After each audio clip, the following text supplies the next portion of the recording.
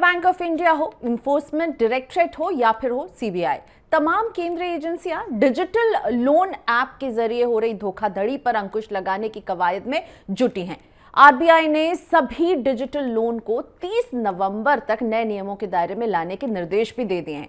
Chinese loan app के खिलाफ ED ने बहुत बड़ी कार्रवाई की है। हम आए दिन खबरें भी सुनते रहते हैं कि पुलिस ने कई लोगों को गिरफ्तार किया, लेकिन जांच में खुलासा हुआ है कि ठगी करने वाले ऐप बनाने वाले लोग क्या करते हैं, अगर उन्हें एक जगह से हटाया जाता है तो वो दूसरा नाम बना करके फिर से किसी और डिजिटल प्लेटफॉर्म का इस्तेमाल करते हुए बाजार में आ जाते हैं। और जिन्हें पैसे की ज़रूरत है वो जब उन्हें कहीं से पैसा नहीं मिलता तो उन्हें लगता है ये सबसे आसान तरीका है, लेकिन ये आसान तरीका आगे बहुत बड़ी परेशानी आपके लिए खड़ी कर सकता है। आपको किन बातों का ख्याल रखना है, आरबीआई इसमें क्या कर रहा है, इन सब पर बात करने के लिए आज मेरे साथ जुड़ रहे हैं फिनवे एफएससी के सीईओ और फाउंडर रचित Chawla. Thank you so much रचित, आज आपने वक्त निकाला। बहुत ही अहम टॉपिक है ये, क्योंकि हम हमेशा बात करते हैं डिजिटल ऐप से दूर रहिए जो आपको बहुत आसानी से लोन दे रहे हैं, लेकिन उसके 2 दिन बाद हम फिर कोई ना कोई खबर देखते हैं जिसमें कोई ना कोई फंसा रहता है। अब आरबीआई भी जो है इनके खिलाफ अपनी कवायद को तेज कर रही है, नए नियमों को लेकर आई है, गाइडलाइंस जारी कर दिए हैं। अब आपको क्या लग रहा है कि आरबीआई की जो इस बार की गाइडलाइंस है, जो बात करें कि आप जो भी चार्जेस वसूलेंगे बोरोवर से आप उसको क्लियरली बताएंगे, रेगुलेटेड एंटिटीज ही जो इस तरह के लोन दे पाएंगी, आरबीआई के इन कदमों को आप कैसे देख रहे हैं? क्या इससे मदद मिलेगी इनकी मनमानी पर रोक लगाने में? Thank you, Priyanka, for having me on the show.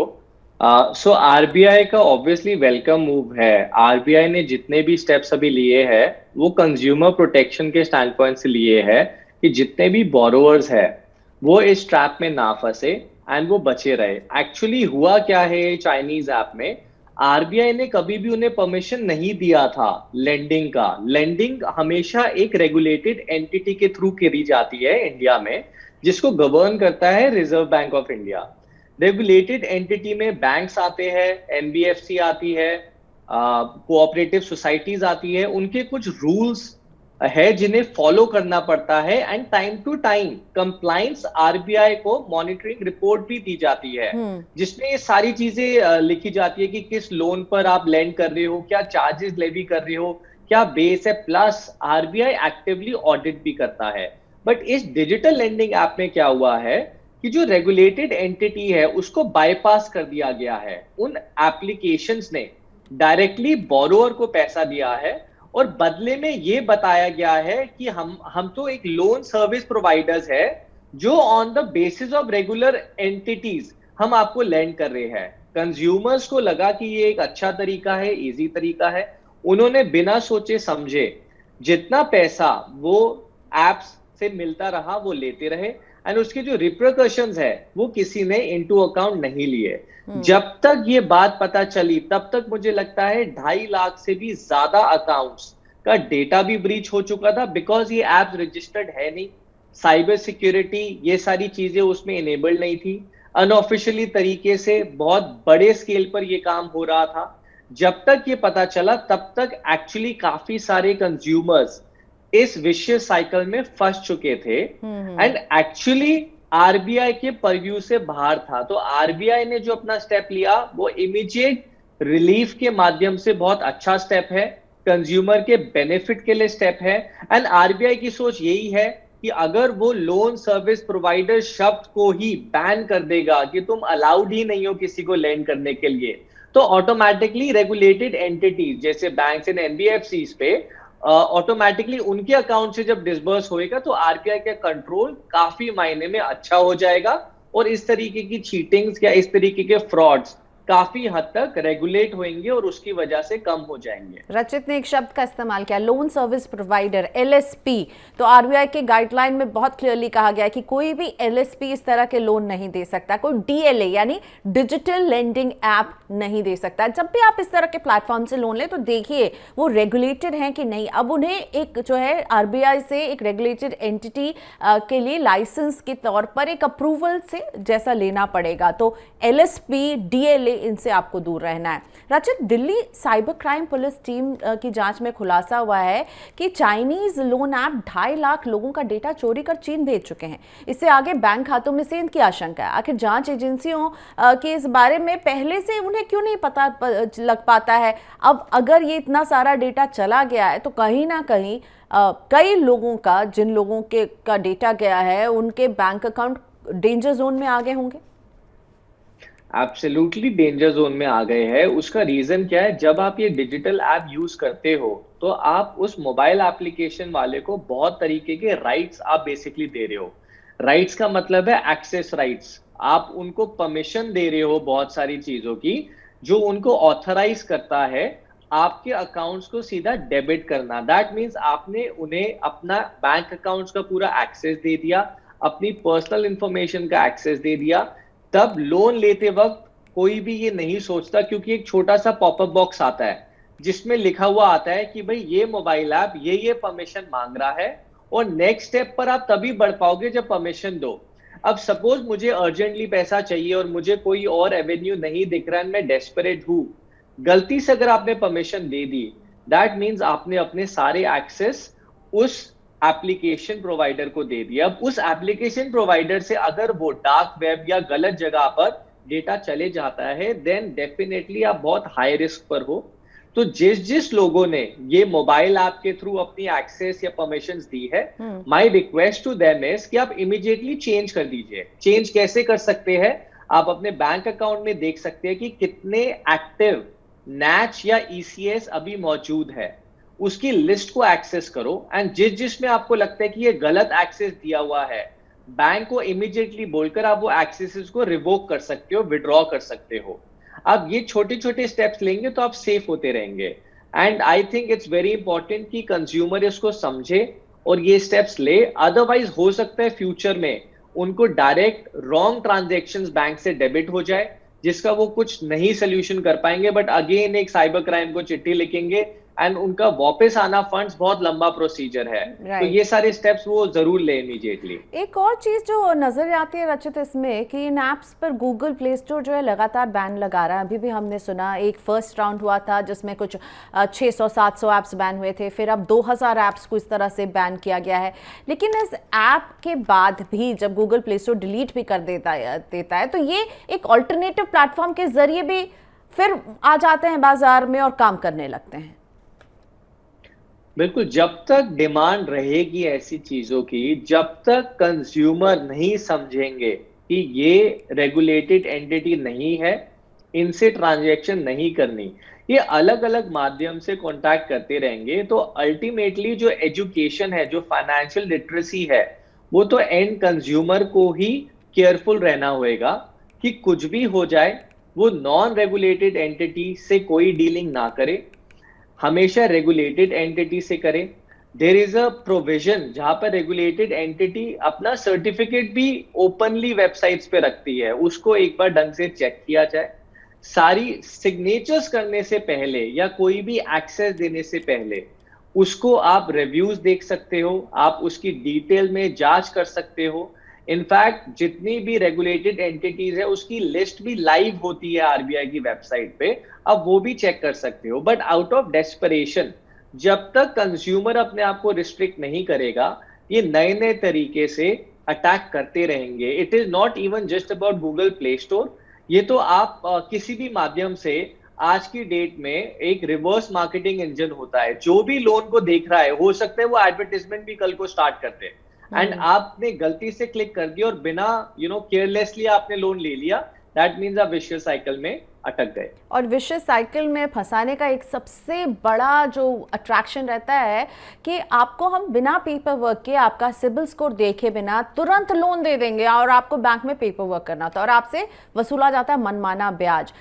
ऐसे कई मामले आए कि 10,000 का आप लोगों ने किसी ने लोन लिया हो और 25,000 लौटा रहा हो, क्योंकि उसमें पेनल्टी लगा दिया, उसमें ब्याज किस आधार पर वसूला जा रहा है इस पर कोई रूल नहीं रहता है। आरबीआई के गाइडलाइंस इस पर भी बड़ी कड़ाई से बात कर रहे हैं रचित, कि फैक्ट स्टेटमेंट एक जो है, जो भी चार्जेस लिए जाएंगे उसको क्लियरली बताना है। आप कंज्यूमर को क्या कहेंगे, वो क्या देखे, वो की फैक्ट स्टेटमेंट एक्सेस करे, यानी उसके पास एक लिखित में होना चाहिए कि वो किससे लोन ले रहा है, किस ब्याज पर ले रहा है, कब तक लौटाना है? देखिए, इसमें 3 डॉक्यूमेंट्स होते हैं जो जरूर लेने चाहिए किसी भी प्रकार का आप लोन ले रहे हैं। सबसे पहले लोन डॉक्यूमेंट होता है लोन ऑफर लेटर, कि आपको क्या ऑफर हुआ है, इसको सैंक्शन लेटर भी कहते हैं। आपकी सारी डिटेल ऑफ चार्जेस, सारी टर्म्स उस एक सिंगल पेज डॉक्यूमेंट में आता है। आपको वो बड़े ध्यान से लेना है। उसके अंदर लाइसेंस नंबर भी मेंशन्ड होता है, सीआईएन नंबर भी मेंशन्ड होता है, एंड उसके अंदर आपकी foreclosure charges, processing fees, EMI bounce charges, सारे चार्जेस मेंशन करते हैं। तो आप इस लोन ऑफर लेटर को ध्यान से पढ़िए, ध्यान से लीजिए। सेकेंड चीज आपको जो ध्यान रखना है वो दिखाना है कि जिससे भी आप लोन ले रहे हैं क्या वो एक रेगुलेटेड एंटिटी है। बिकॉज कोई भी एंटिटी अलाउड नहीं है मनी लेंडिंग करना, सिर्फ और सिर्फ सर्टन रेगुलेटेड एंटिटीज है जिन्हें आरबीआई ने परमिशन दी है। और प्रियंका, बिलीव यू मी, जिसको आरबीआई ने परमिशन दी है, it is not a easy process. RBI बड़ी डिटेल में, गहराई में प्रमोटर्स का बैकग्राउंड देखता है एंड फिर परमिशन देता है। एंड प्रमोटर कभी भी गलत चार्जेस नहीं लगाएगा जिसने इतनी मेहनत करके ये लाइसेंस लिया है। तो आप सेकंड चेक रखो कि वो आरई जो है वो रजिस्टर्ड होना चाहिए आरबीआई के साथ। राइट। थर्ड पॉइंट आपको जो देखना है, जब भी आप लोन ले रहे हैं, जो जो डॉक्यूमेंट आप साइन कर रहे हैं उसकी एक कॉपी कंज्यूमर के पास जरूर होनी चाहिए, ताकि कंज्यूमर उसके टर्म्स देख ले। हालांकि मैं जानता हूं कि डॉक्यूमेंट जो होते हैं वो 40-40 पेजेस के होते हैं, बड़ा डिफिकल्ट होता है पढ़ना। बट उसमें कुछ क्लॉजेज, जैसे आर्बिट्रेशन क्लॉज है या नहीं है, इनका रजिस्टर्ड ऑफिस कहां पर है जिसके साथ एग्रीमेंट कर रही है। आपने देखा होगा बहुत सारी एप्स का रजिस्टर्ड ऑफिस एग्जिस्ट ही नहीं करते थे। जब वो एग्जिस्ट ही नहीं कर रहे, दैट मीन्स वो फ्रॉड है। आपको केयरफुल हो जाना चाहिए उसी टाइम पर। तो ये सब चीजें एग्रीमेंट में जरूर देख लीजिए कि कितनी सैनिटी है उस कंपनी की जिससे आप लोन ले रहे हैं। मतलब उसका नाम, पता, उसका रजिस्ट्रेशन देखिए, और आप जो भी डील कर रहे हैं उसका आपके पास एक रिटन प्रूफ जरूर होना चाहिए। मुझे लगता है रजत, यहाँ पे इसलिए मामला फंस जाता कि ये ऐप जो है वो आपको जल्दी दे देंगे, बस बटन के क्लिक पर आपको फोन पर ही मिल जाता है, तो पेपर वर्क की कोई चिंता ही नहीं करता था। और मुझे लगता है यही सबसे बड़ी भूल हो रही थी। प्रियंका, ये भूल भी हो रही थी, और मुझे लगता है जिन्होंने भी ये ऐप यूज किया है उनकी सोच भी बहुत टेम्परेरी रही है। आई एम श्योर प्रियंका, आपने या मैंने इन एप्स का नहीं यूज किया। उसका रीजन क्या है? इन एप्स में ऐसे टर्म्स होते हैं जो हम कभी अलाउ ही नहीं करेंगे। एक एग्जांपल जो मैंने पहले भी शेयर किया, वो इमीडिएट बोलते हैं कि हमें आपका सारे कॉन्टैक्ट्स एक्सेस करने हैं, फोन के पासवर्ड एक्सेस करने हैं, इनकम टैक्स पोर्टल करना है, जो भी फोटो गैलरी, थोड़ी बहुत फोटो गैलरी भी, फोटो गैलरी एक्सेस करना है, थोड़ी बहुत जो भी नॉलेज रखता है, सबसे पहले वो डेटा नहीं देगा, क्योंकि वो डेटा आपका प्राइवेट डेटा है। प्राइवेट डेटा अगर आपने दे दिया, then there is a chance कि वो मिसयूज होएगा। ऑटोमेटिकली हमारे कंज्यूमर्स को रिफ्रेन करना चाहिए। आप बैंक जाओगे तो बैंक तो आपकी फोटो गैलरी नहीं मांगने वाला, बैंक तो आपसे आपके पासवर्ड नहीं लेने वाला। क्यों? बिकॉज वो रेगुलेटेड एंटिटी है, वो आपकी पर्सनल इन्वेजन ऑफ प्राइवेसी कभी नहीं करेगा। इन एप्स ने डे 1 से किया, जिसकी वजह से जो लोग थोड़े वल्नरेबल थे, इमरजेंसी में थे, उन लोगों को समझ नहीं आया। दे थॉट कि ये सोल्यूशन है, बट एक्चुअली वो सोल्यूशन नहीं, वो और भी बड़ी प्रॉब्लम बन गया। इसीलिए तो हम कह रहे हैं जागते रहो, जागते रहिए। आप लोन ले रहे हैं, उनको आपके फोटो गैलरी की एक्सेस क्यों चाहिए? और अगर आप इस तरह की एक्सेस देंगे तो आप खुद ही चोर को जो है चाबी दे रहे हैं कि आओ और मेरे घर में आप डाका डालो। आरबीआई तो अब गाइडलाइंस लेकर आया, जैसे आपने बताया कि आरबीआई के परव्यू में नहीं थे, अब आरबीआई गाइडलाइंस लेकर इन्हें परव्यू में ला रहा है। आपको नहीं लग रहा है कि अब वो वक्त आ गया है जब सरकार को सख्त कानून बनाने की जरूरत है, इनके खिलाफ कुछ करने की जरूरत है? सरकार की तरफ से हमने बस वादे सुने हैं, चिंता सुनी है, पर सख्त कानून नहीं देखा है। प्रियंका, कानून तो दोनों साइड से सरकार को बनाना चाहिए, क्योंकि अगर सरकार कंज्यूमर्स को प्रोटेक्ट कर रही है तो रेगुलेटेड एंटिटीज को भी प्रोटेक्ट करना चाहिए, वाइसा वर्सा। जैसे अगर आप विदेश में देखोगे, ये सेम चीज यूके में भी हुई थी कई साल पहले। तो ऐसा नहीं है कि कुछ नया हुआ है इंडिया में। ये डेवलपिंग या डेवलप्ड कंट्रीज में होते रहा है। सरकार को अभी क्या जरूरत है कि वो ये सारी रेगुलेटेड एंटिटीज को एम्पावर करे। प्रॉब्लम क्या हो रही है, हमारे यहाँ पर लास्ट माइल इंक्लूजन नहीं है when it comes to credit worthiness. बिल्कुल। मतलब जिन लोगों को पैसों की जरूरत है उस तक पैसा अगर ढंग से पहुंच जाए तो ऑटोमेटिकली ये प्रॉब्लम सॉल्व हो जाएगी। India generally it's a credit hungry nation, 140 crore से ज्यादा की हमारी पॉपुलेशन है, बट अनफॉर्चुनेटली बैंक्स और एनबीएफसीज अभी नहीं कवर कर पा रहे लास्ट माइल तक। एंड सरकार को कुछ ना कुछ सोल्यूशन दिखाना चाहिए जिससे दोनों का फायदा होए, आरईज का भी फायदा होए, कंज्यूमर्स का भी फायदा होए। वो ब्रिज सरकार ही बन सकती है by way of pumping in liquidity in the right hands, so that automatically एक सिस्टम ढंग से चर्न हो जाए एंड इस वल्नरेबिलिटी का कोई फायदा ना उठा सके एंड किसी का नुकसान ना होए। बिल्कुल, रचित ने बहुत बड़ी बात की और जो पॉइंट आउट किया वो समझिए, आपको कौन देगा 10,000, 15,000, 20,000, 30,000 का लोन? कोई नहीं देगा। तो वो जो गैप है ना, उसका ये लोग फायदा उठाते हैं। छोटे सस्ते लोन, हो सकता है आप जैसे रचित ने कहा, मैं और रचित शायद इस तरह का लोन नहीं लें। अगर आप हमारा ये शो देख रहे हैं, आप कहें कौन लेता है ये लोन, लेकिन लोग लेते हैं। तो मुझे लगता है कि हम सब की जिम्मेदारी है, जो लोग लेते हैं हमारे आसपास, हम उन्हें एजुकेट करें और उन्हें कहें कि जागते रहिए इनके खिलाफ। एक बहुत बड़ा गैप है, ऐसे छोटे छोटे लोन्स नहीं मिल रहे हैं, इस पर सरकार को, बैंक्स को काम करने की बहुत ज़रूरत है। रचित, बहुत सही आपने पॉइंट उठाया है यहाँ पर। मैं आपको सवाल लेकर आती हूँ जो हमारे दर्शक हमें भेजते हैं। सुभाष गोयल का क्वेश्चन रखते हैं आपके सामने, पानीपत से है। बोल रहे हैं कि मैंने एक मोबाइल ऐप के जरिए 10,000 रुपये का लोन लिया था। देखिए छोटी सी अमाउंट है, इसके एवज में 15,000 रुपये ये चुका चुके हैं, अभी 10,000 रुपये और मांगे जा रहे हैं। इन पैसों को ना चुकाने पर मेरे फोटो एडिट कर पॉर्न साइट पर डालने की मुझे धमकी दी जा रही है। कैसे इस मुश्किल से मैं निकलूं? देखिए, देयर आर 2-3 थिंग्स जो आप कर सकते हैं। सबसे पहले तो जिस मोबाइल ऐप से आपने ये लोन लिया था, आप उनका रजिस्टर्ड ऑफिस पता करिए। आप देखिए क्या रजिस्टर्ड ऑफिस में वाकई में कोई बैठा भी हुआ है या नहीं। अगर तो वो एग्जिस्ट करता है तो आई एम श्योर कि there will be a solution, वो कुछ ना कुछ सोल्यूशन जरूर निकालेंगे। अगर वो रेगुलेटेड एंटिटी ही नहीं है तो आपको इमीडिएटली कंप्लेंट करनी चाहिए with your local police station also, with RBI ombudsman also. ये दोनों जगह पर अगर आप कंप्लेंट करेंगे, आप उसको एज अ प्रूफ अपने पास रखिए। नेक्स्ट टाइम अगर वो कांटेक्ट करेंगे या आपको इस तरीके का थ्रेट देंगे या एक्सटॉर्ट करेंगे, तो आपके पास एक एविडेंस रहेगा जिन्हें आप दिखा सकते हैं कि मैंने ऑलरेडी कंप्लेंट कर दी है, आपको जितना पैसा चाहिए हम दे देंगे, बट आप आरबीआई ओम्बड्समैन के थ्रू कहलवाइए या पुलिस के थ्रू कहलवाइए इन राइटिंग, बिकॉज ये चीज राइटिंग में कोई नहीं देने वाला आपको। एक्चुअली जो चार्जेस है वो अनलॉफुल तरीके से लॉ एंड ऑर्डर को ब्रेक करके आपसे लिए जा रहे हैं, थ्रेट करके लिए जा रहे हैं।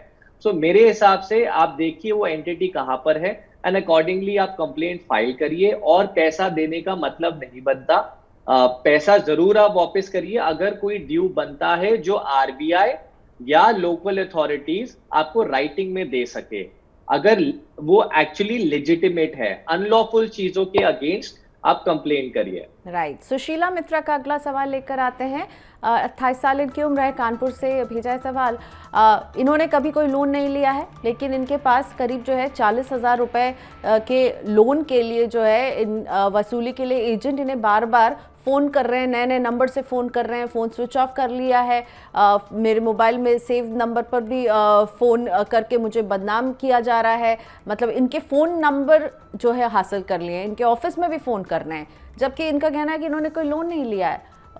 आप क्या सबसे पहले आप लोन का मीडियम पता करिए। अगर वो कह रहे हैं उन्होंने लोन दिया है तो आप उनसे प्रूफ मांग सकते हैं। अब बोलिए मैं आपका सारा लोन वापस करने के लिए रेडी हूं, आप पहले मुझे प्रूफ दो कि क्या मैंने कोई एग्रीमेंट साइन किया था आपके साथ और आपने किस माध्यम से मुझे पैसा दिया। अगर वो बोलते हैं कि मैंने आपको कैश दिया है तो कैश की रिसीट्स आप उनसे मांग सकते हो। अगर वो कहते हैं नहीं हमने बैंक ट्रांसफर किया था, आप बैंक की डिटेल्स मांग सकते हो। बट जब आप कह रहे हैं कि आपने लिया ही नहीं है, डेफिनेटली ये सारे जो डॉक्यूमेंट्स है वो फैब्रिकेटेड एंड फोर्ज्ड होंगे। जैसे ही वो डॉक्यूमेंट्स आपके पास आते हैं, इमीडिएटली आपको लोकल पुलिस स्टेशन में कंप्लेंट करनी चाहिए एंड इस मैटर की इन्वेस्टिगेशन होनी चाहिए कि आपके पैन कार्ड, आपके आधार कार्ड, आपके सिग्नेचर, इन सबको किस तरीके से मिसयूज किया गया, क्योंकि 100% आपकी बातों से ऐसा लग रहा है अगर आपने नहीं लिए तो हो सकता है कि जो लेंडर है वो गलत बोल रहा है, या हो सकता है आपके साथ फ्रॉड हो गया है। आइदर वेज में आप लोकल अथॉरिटीज को इन्वॉल्व करिए, कंप्लेन करिए, ताकि इस बात की जांच हो सके एंड इस बात का सोल्यूशन निकल सके। रचित, अब मैं अपनी बातचीत को यहाँ पर ख़त्म करना चाहूँगी, पर लास्ट वर्ड मैं आपसे चाहूँगी। आसपास आप भी देखते होंगे कि डिजिटल लोन के दबाव में परिवार जो है वो खुदकुशी के कगार तक धकेल दिया जाता है। आप वो लोग जिनके पास शायद पैसा हो और वो नहीं दे पा रहे हों, उन्हें अभी आप क्या एक सलाह देना चाहेंगे? और कुछ जो लोग को इस तरह से पैसे की ज़रूरत पड़ती है और इनका रुख करते हैं, उन्हें क्या कहना चाहेंगे? Priyanka, prevention is better than cure.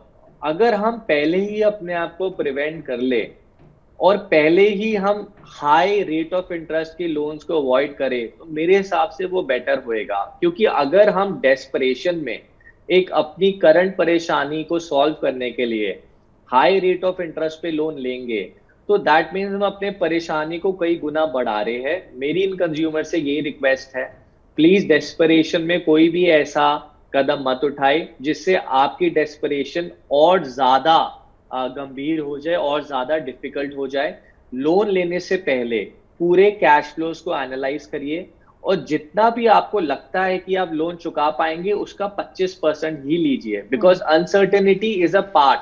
जैसे कोविड आएगा किसी ने सोचा नहीं था, बट कोविड आ गया और उस दौरान काफी लोगों की इनकम खत्म हुई है, बट जो ब्याज एंड लोन है वो चलते रहा है। तो डेफिनेटली आई सजेस्ट एवरीबडी कि अगर आपकी कैपेसिटी है आप महीने का 10,000 रुपए एज अ लोन इंटरेस्ट पे कर सकते हो, आप वही लोन लो जिसमें 2500 रुपए का आउटफ्लो होए, सो दैट कल को अगर कुछ प्रॉब्लम आ जाए आपके पास टाइम मिलेगा उस प्रॉब्लम को सॉल्व करने का, क्योंकि ईएमआई हर रोज तो लगती नहीं है, और 30 दिन में एक बार लगती है। ये तो प्रिवेंशन की बात हुई, लेकिन जो लोग अभी शायद हमें सुन रहे हो, देख रहे हो और उनका कुछ बकाया हो, और उनको क्या करना चाहिए अगर उन पर अननेसेसरली गैर कानूनी तरीके से दबाव, एक्सटॉर्शन किया जा रहा है? क्या पुलिस का रुख करें?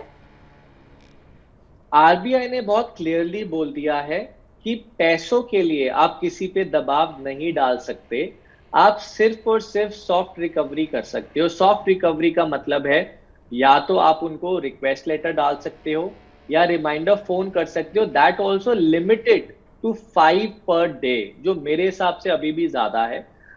बट मेरी सजेशन यही होगी कि अगर आपके पास कोई मसल पावर यूज कर रहा है या आपको अनऑफिशियली थ्रेट दे रहा है या लॉ एंड ऑर्डर के बाहर हो रहा है, डेफिनेटली आप, you are a citizen of this country, you are allowed कि लोकल पुलिस स्टेशन या लोकल अथॉरिटी को आप इन्वॉल्व करो, और जो भी लॉ एंड ऑर्डर के हिसाब से वे आउट है आपको वो सोल्यूशन मिलेगा ही मिलेगा। जो भी आपको करना है within law, there is a clear cut standard guideline set by RBI also and constitution of India, आप उसके हिसाब से ही डीलिंग कर सकते हैं। आप मसल पावर, एक्सटॉर्शन, इन सब चीजों में आपको झुकने की जरूरत नहीं है। एंड आई एम सर्टन कि ऑटोमेटिकली जब आप अपना जागरूक दिखाएंगे कि आपको पता है आपके राइट्स के बारे में, तो आपको लोग तंग भी नहीं करेंगे। थैंक यू सो मच रचित, आज आपने वक्त निकाला Money9 के लिए और वाकई में जागरूक बनाने के लिए हमें आपका धन्यवाद। Thank you Priyanka, thank you for having me.